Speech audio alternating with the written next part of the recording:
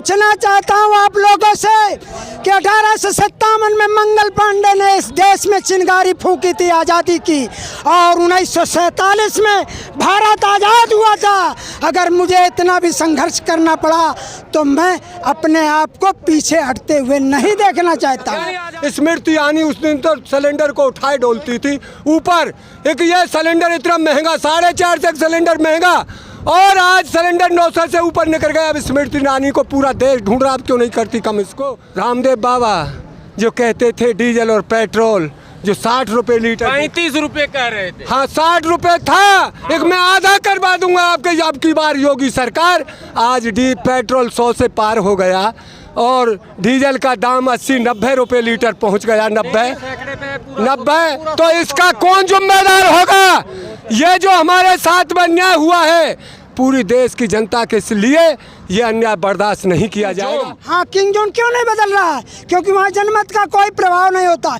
यही आजकल जो अप्रत्यक्ष चुनाव होते हैं, जो अप्रत्यक्ष चुनाव जैसे राज्यसभा के चुनाव, जिला पंचायत के चुनाव, ब्लॉक प्रमुख के चुनाव, ये अप्रत्यक्ष चुनाव है। और अप्रत्यक्ष चुनाव हरदम सरकार अपनी गुंडैती से अपनी बनाती है। कोई भी सरकार बदलने से इन्होंने एक ये संतुष्टि की है अपनी, एक जाति के मंत्री बदलिए, समीकरण बनाइए। उत्तर प्रदेश में चुनाव है, 7 मंत्री उत्तर प्रदेश से बनाए। देश की सच्चाई सच छुपने नहीं देंगे। नमस्कार, आप देख रहे हैं देश की सच्चाई। मैं हूं आपके गुलाम सरवर। इस समय मैं हूं गाजीपुर बॉर्डर पर, जहां किसान पिछले कई महीनों से धरने पर बैठे हैं। आपको पता है इनका मुद्दा तो तीनों कृषि कानून की वापसी और एमएसपी की गारंटी थी, लेकिन अब मुद्दे बदल रहे हैं।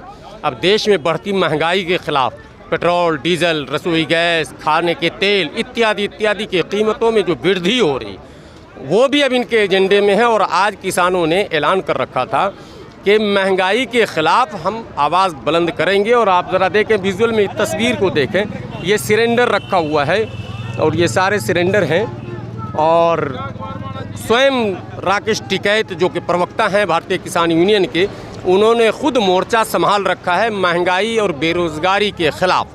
यानी महंगाई भी अब इनके सूची में है, बेरोज़गारी भी सूची में है। यानी राष्ट्रीय मुद्दों को, देश के अन्य मुद्दों को भी, जो खेती किसानी के मुद्दे थे उससे अलग हटकर भी अब मुद्दे इनके हो गए हैं और ये आज विरोध प्रदर्शन कर रहे हैं। सारे किसान इनके साथ हैं। एक बार फिर आप विजुअल दिखाएंगे।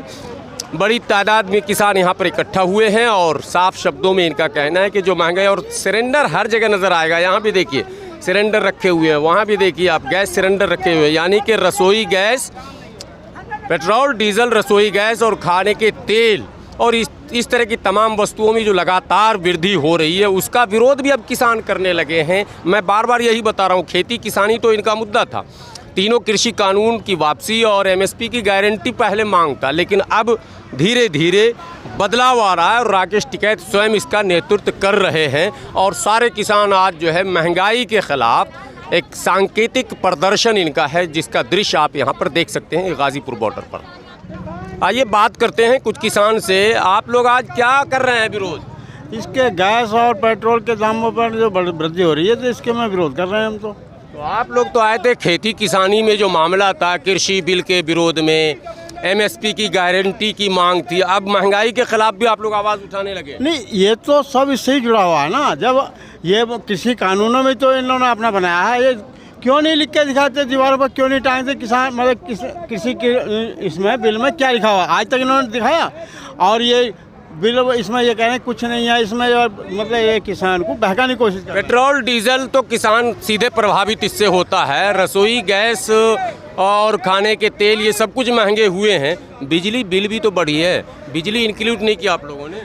ये 7 साल पहले हमारे बिजली के कुएं का बिल 4500 रुपये था और 7 साल के बाद हमारा बिल ये 18,000 रुपये एक साल में हो गया। तो ये किसके बढ़ाए दाम है? किसानों की दुनिया करने के वो बता रहे हैं। 7 साल में 7 गुना। 7 साल में नहीं 4 गुना हो चुका है, 4 गुना।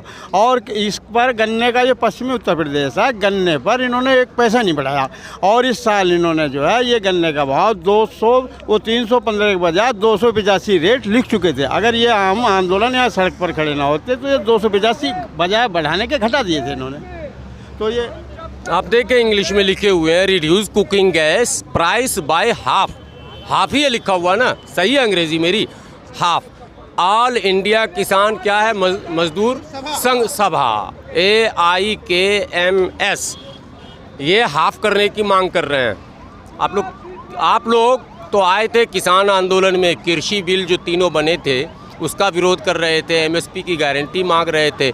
अब आप किस कह रहे हैं कि रसोई गैस हाफ करो?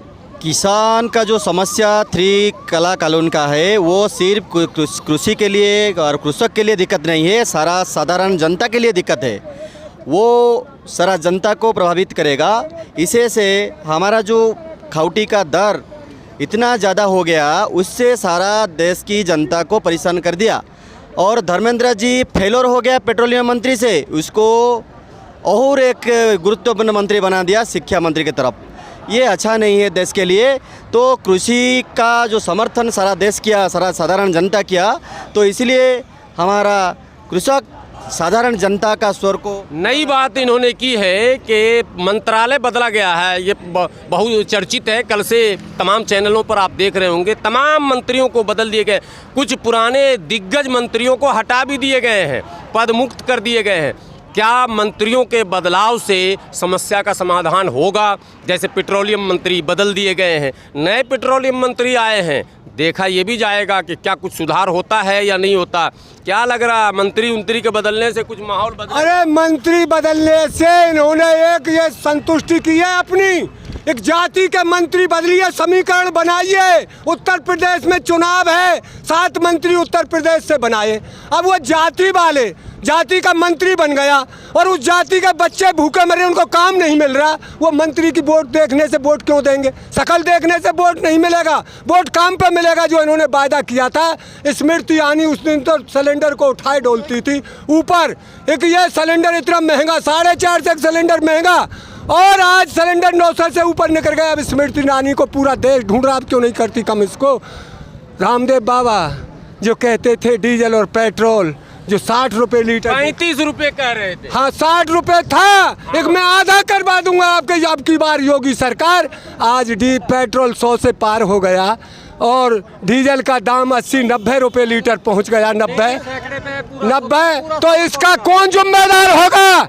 ये जो हमारे साथ में अन्याय हुआ है पूरी देश की जनता के लिए, ये अन्याय बर्दाश्त नहीं किया जाएगा। हमारे बेरोजगारी इतनी है, आज जो MA BA BEd घूम रहे वो बेचारे बिजली के लट्ठों पर चढ़ते हैं और 5,000 की 4,000 की नौकरी मिल जाए। निजीकरण हो गया, बिल्कुल सारा निजीकरण हो गया, नौकरी उसमें भी नहीं है। 15 राज्यों में महिला बेचारी 500-600 रुपये में 1 महीने के लिए नौकरी कर रही हैं।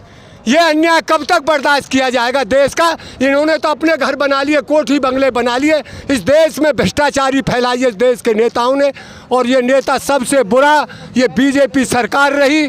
पहले तो ऐसा था, कम से कम इतना दुख नहीं था जो दुख इन्होंने दिया है देश। 7 महीने से अधिक हो गए आप लोगों को बैठे हुए, जन समर्थन क्यों नहीं मिल रहा? हमको पूरा देश का समर्थन है, पूरा देश हमारे साथ। 67 जिले में जिला पंचायत अध्यक्ष पद पर भाजपा ने कब्जा कर लिया। अरे ये तो यार गुंडागिर्दी है। वोटों में जनता ने क्या वोट दिया बताइए आप? जिसकी सरकार है लाठी से किसी के पेट्रोल पंप को फोड़ रहे, किसी के भट्टा को तोड़ रहे, किसी के घर को तोड़ रहे और किसी को चुरा करके ही बैठा लिए। ये क्या है? कुछ नहीं। उत्तरी कोरिया का राष्ट्रपति क्यों नहीं बदल रहा है? उत्तरी कोरिया का राष्ट्रपति क्यों नहीं बदल रहा है?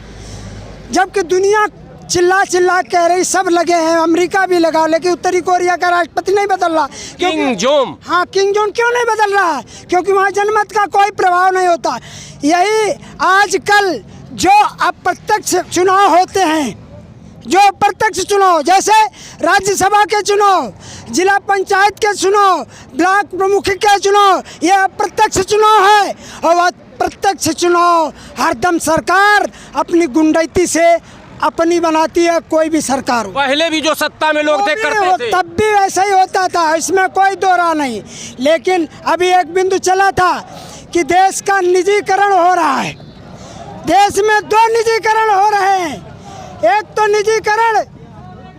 निजीकरण सरकारी संपत्ति का, सरकारी मतलब कंपनियों का, कॉरपोरेट का वो निजीकरण हो रहा। दूसरा जो निजी है यानी किसान जो परंपरागत खेती कर रही है उसको अभी कंपनीकरण किया जा रहा है, उसको कंपनीकरण किया जा रहा है।